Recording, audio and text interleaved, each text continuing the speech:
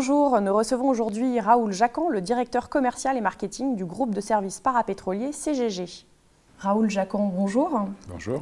Alors le groupe CGG est l'un des spécialistes mondiaux de la sismique. Le groupe est finalement assez peu connu du grand public. Est-ce que vous pourriez nous expliquer en quoi consiste exactement son activité ? Alors en fait, l'activité de CGG est assez simple. Notre métier consiste à imager le sous-sol. Donc en fait, nous sommes à l'industrie du pétrole ou du gaz, ce que l'échographie est à la médecine. Alors qui sont vos clients ? Alors nos clients, ce sont essentiellement des compagnies pétrolières ou des gouvernements qui ont besoin justement de ces images pour comprendre la nature, le contenu de leur sous-sol, pour en évaluer le potentiel de développement.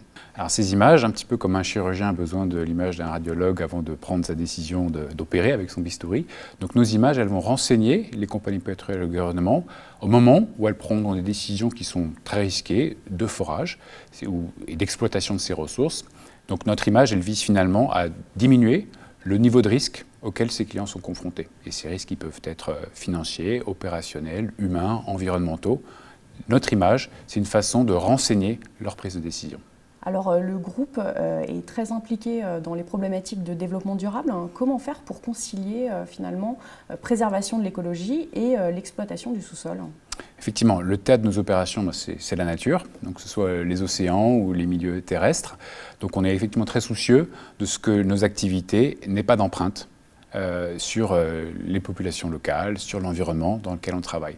Donc on est finalement amené à exercer nos opérations avec tout un arsenal de mesures extrêmement, pas contraignantes, mais très sérieuses pour s'assurer de l'intégrité de nos opérations. Elles sont faites de manière très transparente, très ouverte. CGG adhère à un certain nombre de chartes et communique régulièrement, annuellement, sur l'ensemble des dispositifs que l'on met en œuvre pour que ces opérations se fassent dans le plus grand respect des communautés et des environnements naturels dans lesquels on travaille.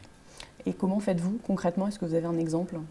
Je peux vous donner un exemple. Par exemple, en matière d'acquisition marine, donc nos campagnes sismiques effectuées à bord de navires.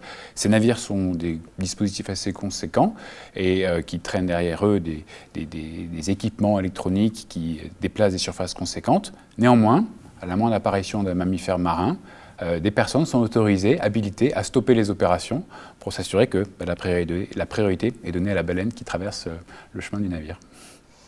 Alors, face aux difficultés actuelles du marché, quelle stratégie le groupe adopte-t-il aujourd'hui ? Alors, il est effectivement clair qu'aujourd'hui, le marché n'est pas très porteur. C'est lié à un grand nombre de facteurs externes. Le prix du baril en est un. Et en conséquence, CGG s'adapte. Donc, on est une société qui se transforme, pas continuellement, mais qui réfléchit à quel est son bon dimensionnement par rapport au marché. Et aujourd'hui, on se recentre sur trois piliers essentiels, donc les équipements géophysiques, l'acquisition de données, mais avec une flotte de navires, une flotte d'équipes, une structure d'équipes terrestres qui est en ligne avec le marché, en se concentrant sur ce qu'on appelle nous le haut de gamme du marché, des acquisitions 3D, haute résolution, qui correspondent finalement à des domaines qui ont encore le vent en poupe, qui sont indispensables pour nos clients, qui probablement vont devoir réduire un petit peu leurs dépenses d'exploration à court terme, mais les fondamentaux sont là pour que ce soit pérenne. Et le troisième pilier, c'est toute notre division qu'on appelle géologie, géophysique et réservoir, où là, on a toute cette matière grise qui donne du sens à toutes ces données. Et c'est une division qui a de beaux jours devant elle, puisqu'elle s'appuie sur des métiers de traitement du signal, de calcul scientifique, qui seront toujours nécessaires pour que nos clients atteignent leurs objectifs commerciaux. Et ces données, elles servent à quoi concrètement ?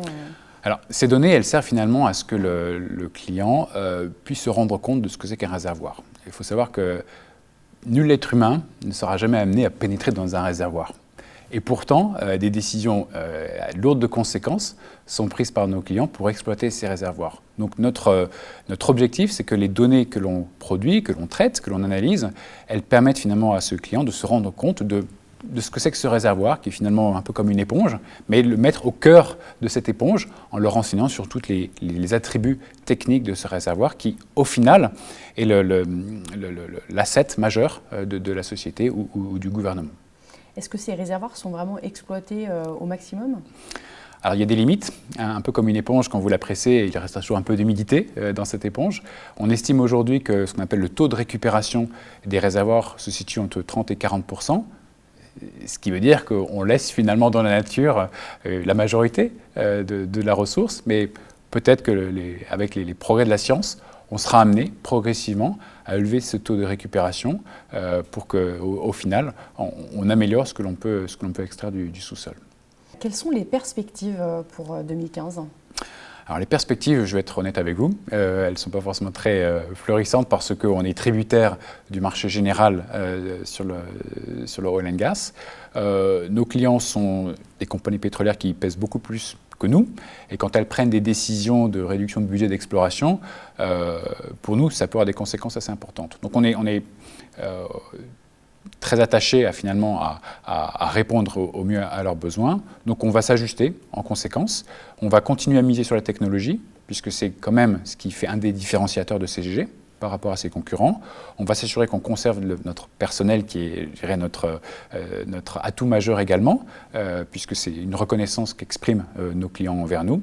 Et on va continuer à nouer des partenariats stratégiques. On croit beaucoup au fait que CG, bien que c'est une société qui a une empreinte globale, a besoin d'adopter un visage local différent en fonction des géographies visitées.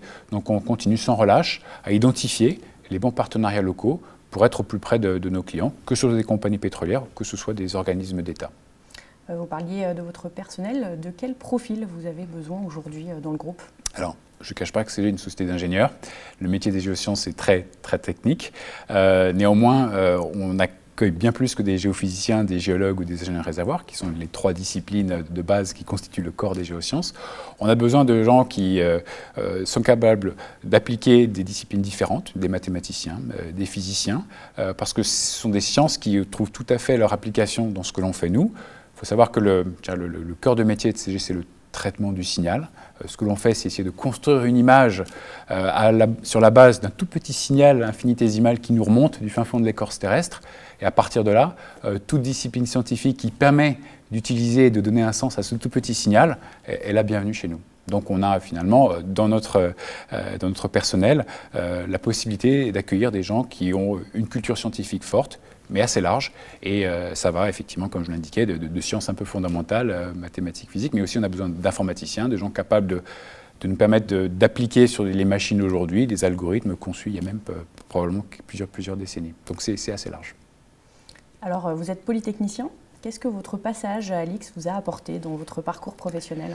Alors, personnellement, je pense que l'exposition aux disciplines scientifiques généralistes de Lix a été extrêmement bénéfique. J'ai fait ma carrière pour l'instant à la fois dans les télécoms et dans l'énergie. Il y a des fondamentaux qu'on retrouve dans les deux. Donc je dirais que Lix m'a donné cette ouverture d'esprit sur cette palette de sciences qui existent et qui peuvent s'appliquer sur des domaines je dirais, commerciaux assez différents. Je dirais que c'est essentiellement ça que j'ai retenu de Lix, et puis une certaine forme de rigueur ou de formalisme qu'on nous reproche parfois un petit peu, mais qui est quand même bon d'avoir dans le monde des entreprises. Alors enfin, un dernier mot sur le conseil que vous souhaiteriez prodiguer aux élèves de Polytechnique. Si votre question porte sur le conseil que je leur donnerais dans la perspective où ils souhaiteraient rejoindre CGG, je leur dirais qu'il faut être prêt à découvrir le monde, à savoir commencer par des expériences de terrain où on est confronté à la différence. La différence, elle peut être la différence de langue, elle peut être la différence de culture, elle peut être la différence de mode de pensée, parce que dans le monde en tout cas des ressources naturelles, par définition, elles ne se trouvent pas sous des bureaux dans des grandes villes, elles se retrouvent assez disséminées sur la planète Terre. Et ce qu'il faut à CGG pour y trouver son compte, pour progresser, c'est avoir cette disposition d'esprit à la différence et ne pas rechigner aussi à se retrousser les manches, aller sur le terrain, aller se confronter à la réalité opérationnelle, car au fin de compte, c'est cette connaissance qui aide aussi à plus tard à prendre de bonnes décisions managériales. Je vous remercie, Raoul Jacquan. Merci à vous.